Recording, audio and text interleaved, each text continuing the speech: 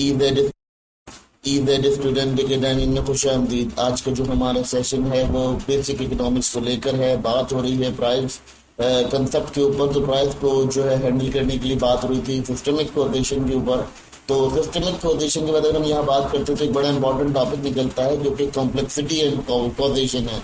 अगर बाद दफा देखा जाता है तो कुछ कॉम्प्लेक्सिटीज होती हैं, कुछ ऐसे मराहिल होते हैं जिनमें इकोनॉमिक सिस्टम प्रॉपर परफॉर्म नहीं कर पाता। इसके अलावा अगर हम देखते हैं तो कुछ वजूहत होती हैं जिनकी वजह से जो इकोनॉमिक एजेंट्स होते हैं वो वीक पड़ जाते हैं। तो जब प्राइस है हमारी वो इन तमाम चीज़ों से भी डील करती है और इन तमाम चीज़ों को भी डील करने के ऊपर आमादा करती है। बेसिकली ये तमाम चीज़ें यूनाइट होकर ही हमारा एक इकोनॉमिक सिस्टम बिल्ड करती हैं। आइए हम इस पर डिस्कस करते हैं कि किस तरह से सपोर्ट करता है अपने आर्ग्यूमेंट को। बेसिकली यहाँ अगर हम देखते हैं, यहाँ एक इम्पॉर्टेंट कॉन्सेप्ट समझ लेते हैं कि इकोनॉमिक्स जो है वो एक ऐसे कॉम्प्लेक्स माहौल में रहती है, यानी उसमें कुछ इंटरनल फैक्टर्स होते हैं, कुछ एक्सटर्नल फैक्टर्स होते हैं, जिसको डेवलप करते करते हम एक सिस्टम डेवलप कर जाते हैं। ठीक है, तो वो जो सिस्टम होता है वो बेसिकली आपकी जो कैपेसिटी होती है, आपकी जो रिसोर्सेज होती हैं, उनका बहुत अच्छे से वाज़ेह कर देता है। तो अभी हम इन दोनों टर्म्स को क्लियरिफाई करते हैं कि कॉम्प्लेक्सिटीज क्या होती हैं और कॉजेशन क्या होती है। अब बात करते हैं जी इकोनॉमिक सिस्टम किस किस चीज़ से मिलकर गवर्न करता है। देखिए इकोनॉमिक सिस्टम जो है अगर बात की जाए तो बहुत सारे सिस्टम को कोलैप्स करके बनता है या कहना चाहिए यूनाइट करके बनता है। ठीक है, जैसे कि आप देखते हैं यहाँ कुछ ऐसे एजेंट्स भी होते हैं जो एक दूसरे से जुड़े हुए होते हैं या एक दूसरे से मुत्तसिल होते हैं। जैसे कि अगर बात करते हैं कंज्यूमर की, फर्म की और गवर्नमेंट की, तो कंज्यूमर, गवर्नमेंट और फर्म ये क्या करते हैं, ये बेसिकली एक दूसरे के साथ जुड़े हुए होते हैं, मगर ये नॉन लीनियर वे में होते हैं। यानी इनका कोई एक सिस्टम जो है वो काम सही कर रहा है तो दूसरा सिस्टम काम नहीं कर पाता है बाद दफा। क्योंकि मसला ये होता है, ये तमाम जो इंटरकनेक्टेड सिचुएशंस होती हैं ये हमें इकोनॉमिक आउटकम देने के लिए मददगार साबित होती हैं। लेकिन अब ये मदद मिलती कैसे है? अब ये मदद मिलती इस तरह से है कि जो आपका ज़रूरी नहीं कि हर दफ़ा आप इसको प्रिडिक्ट कर सकें, क्योंकि कभी कभार कंज्यूमर जो है वो अपनी डिमांड कम कर देता है इंडिविजुअल बिहेवियर के ऊपर। कभी कभार गवर्नमेंट ज़्यादा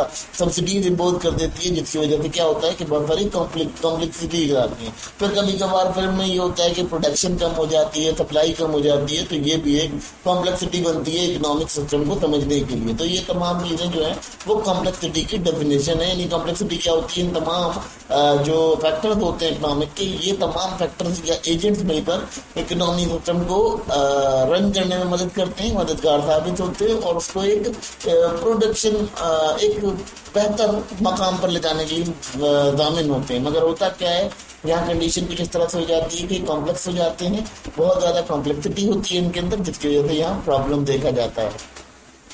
अब बात करते हैं कि जो कॉम्प्लेक्सिटी होती है इसके फीचर्स क्या होते हैं। सबसे पहले बात करते हैं कि इंटरकनेक्टेडनेस। जब आपका माहौल जो होता है, जो आपका इकोनॉमिक सिस्टम होता है, वो कई एजेंट्स के साथ मिलकर बना हुआ होता है, तो क्या होता है कि उसमें किसी एक एजेंट के जो असरात होते हैं, यानी किसी एक एजेंट का मूव कर जाना या किसी एक एजेंट को हिल जाना अपनी जगह से, वो कॉम्प्लेक्सिटी क्रिएट कर सकता है। अगर यहाँ एग्जाम्पल के तौर पर बात करते हैं, अच्छा वो क्या करता है, वो सिर्फ एक एजेंट हिलता है तो उसके साथ कई और एजेंट्स को भी मूव करा देता है और अपनी शिफ्ट शो कराता है।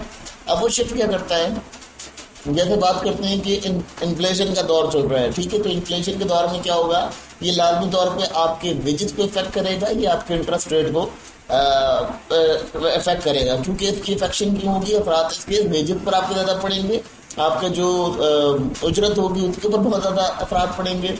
और इसके अलावा ये क्या करेगा, ये आपकी तमाम जो जैसे कहना चाहिए कि इंटरेस्ट रेट, यानी आपका जितना भी ये जो बैंकिंग लोन्स वगैरह होते हैं, इनके ऊपर जो मुनाफा दिया जाता है, मुनाफे के ऊपर भी बहुत ज़्यादा इम्पैक्ट पड़ता है इसका। फिर अगर बात करते हैं इमरजेंसी, कभी कभार ऐसा होता है कि मार्केट में कुछ नए स्ट्रक्चर आ जाते हैं, नई चीज़ें इमर्ज हो जाती हैं, कोई टेक्नोलॉजी नहीं आ गई, कोई नई चीज़ आ गई मार्केट के अंदर, कोई ऐसी नई प्रोडक्ट आ गई जो उससे बेटर थी, तो उसकी वजह से भी क्या देखा जाता है कि कुछ कॉम्प्लेक्सिटीज आती हैं इकोनॉमिक सिस्टम के अंदर।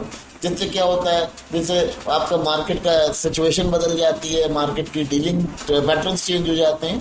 ये तमाम चीज़ें यहाँ पर देखी जाती हैं बहुत ईजीली कि आपका जो सिस्टम है वो शिफ्ट ऑन करता है। देखें अगर हम यहाँ बात करते हैं किसी भी प्लान्ड इकोनॉमी के अंदर कोई अनप्लान्ड चीज आ जाए, ठीक है, तो जब वो अनप्लान्ड चीज आएगी तो ऑलमोस्ट वो क्या करेगी, वो एक और नया शब्द की तरफ ले जाएगी, इसे कहते हैं एमरजेंस। एमरजेंस क्या होता है कि कभी आपको कोई जरूरत पड़ी, आपने एक प्लानिंग चल रही थी लेकिन अचानक आपने क्या किया, आपने कोई उसके अंदर शिफ्ट डाल दिया, तो भी आपकी प्राइस भी हिलेगी, आपके तमाम फैक्टर्स जो है इकोनॉमिकल अपनी जगह से मूव कर जाएंगे। तो ये कॉम्प्लेक्सिटी का की फीचर होता है। कॉम्प्लेक्सिटी को कॉम्प्लेक्सिटी इकोनॉमिक में समझने के लिए हम आपको इस तरह से समझा सकते हैं कि ये किस तरह से डील करती है।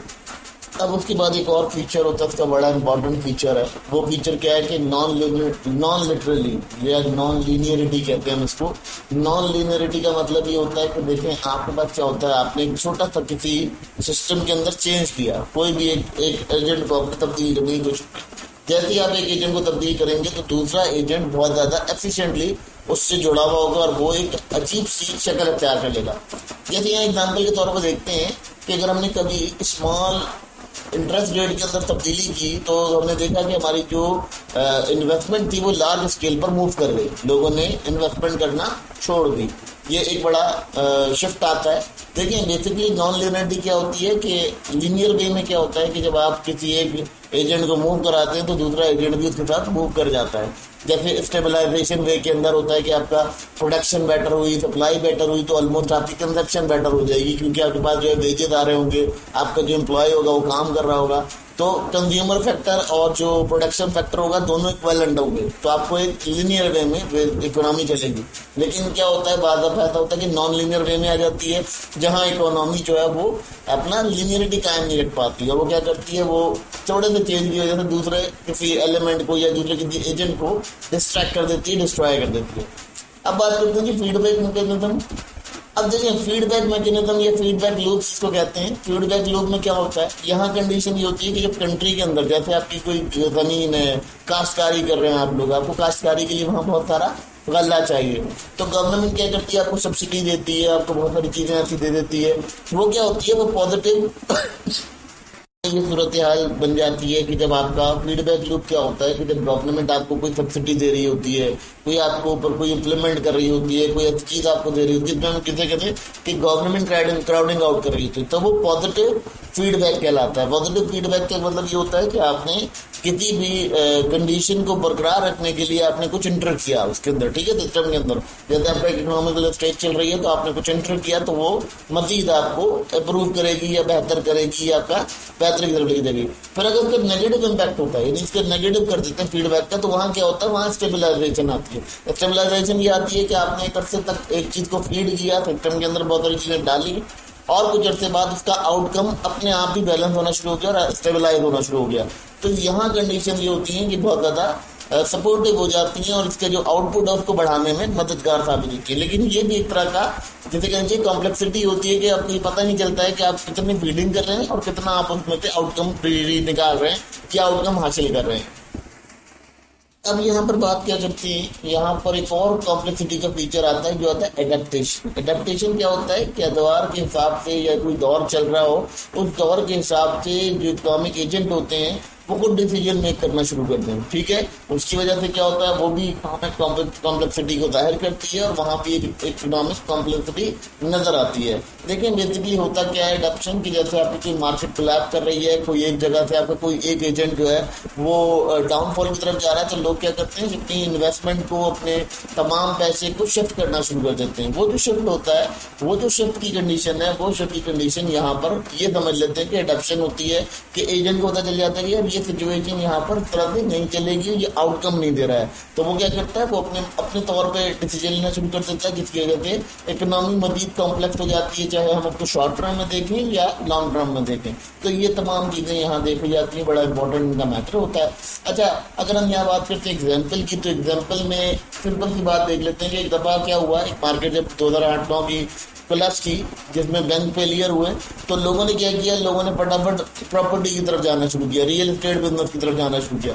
जब उन्होंने रियल एस्टेट बिजनेस के अंदर इन्वेस्ट किया तो वहाँ क्या हुआ, वहाँ पर एक मार्केट में शिफ्ट आ गया। लोगों ने बैंकिंग की तरफ जाने की बजाय उन्होंने जो है वो रियल एस्टेट मार्केट की तरफ मूव करना शुरू किया, जिसकी वजह से रियल एस्टेट मार्केट बहुत ज्यादा खूब की, बहुत ज्यादा एडजस्टमेंट हुई उसके अंदर, बहुत ज्यादा دیکھا گیا کہ اکنامیکلی وہاں پر بہت طرح انویسٹمنٹ ہوئی. لیکن دیکھیں بیسیکلی اگر ہم بات کرتے ہیں کہ ریئل گراؤنڈ کے اوپر، تو ریئل اسٹیٹ انویسٹمنٹ جو ہے نا وہ ریٹرننگ انویسٹمنٹ نہیں ہے. ٹھیک ہے، وہ جس بندے نے انویسٹ کیا اس کو تو ریٹرن دے رہی ہے، لیکن کنٹری وائڈ یا اکنامیکل سسٹم کے اندر اس کی کوئی ریٹرنس موجود نہیں ہوتا. ٹھیک ہے، اگر وہ آپ کو زمینیں لے لیتے ہیں، لینڈ لے لیتے ہیں اور ان کو کوئی یوز نہیں کرتے، کسی پرپز کے لیے استعمال نہیں کرتے، تو اس صورت میں کیا ہوتا ہے کہ اس صورت میں وہ اکنامیکل اسٹیبلٹی کے اوپر فائدے مند ثابت نہیں ہوتا. بعض دفعہ آپ انڈر ڈیولپ نیشن کے اندر دیکھتے ہیں کہ لوگ دھڑا دھڑ ریئل اسٹیٹ کے اوپر کام کر رہے ہوتے ہیں، ریئل اسٹیٹ کو کر رہے ہوتے ہیں، لے رہے ہوتے ہیں، تو اس سے کیا ہوتا ہے وہ اس کو ریورس نہیں کر پاتے، اس کو دوبارہ کلیکٹ نہیں کر پاتے، یعنی اس سے کوئی چیز بنا نہیں پاتے، جس کی وجہ سے کیا ہوتا ہے پھر وہ تو رینٹ لے رہے ہوتے ہیں. ٹھیک ہے، لیکن وہ کسی پروڈکشن پرپز کے اوپر، کسی اور پرپز کے اوپر یوز نہیں ہو سکتی، کیونکہ وہ ان کی ہی جاگیر ہوتی ہے، ان کی جائیداد ہوتی ہے. تو اس کو اس طرح سے کہہ سکتے ہیں کہ اکنامیکلی ویسٹیج یہاں پر بہت زیادہ دیکھا جاتا ہے، جس کی وجہ سے بہت بڑا مسئلہ بنتا ہے. بہت زیادہ کنڈیشنلی اس کی بہت زیادہ ڈسٹربینس دیکھی جاتی ہے، اور ڈسٹربینس کے آگے اس کو سمجھا جاتا ہے. دیکھیے اسٹوڈینٹس، یہ کمپلیکسٹیز جو ہیں یہ ایک سسٹم کو پورے کے پورے جانچنے کا ایک ذریعہ ہوتی ہے. اس کو سمجھنا اسی لیے بھی ضروری ہے کیونکہ بینگ اکنامک اسٹوڈنٹ آپ لوگوں کے پاس یہ تمام نالج ہونی ضروری ہے. کیونکہ جب آپ لوگ ہائی لیول کے اوپر جاتے ہیں اور جب آپ لوگ اکنومیٹرک ریشوز نکالتے ہیں یا اکنومیٹرک پرابلمس کو ریزالو کرتے ہیں، تو وہاں پر آپ کو ان کی بہت زیادہ ضرورت پڑتی ہے.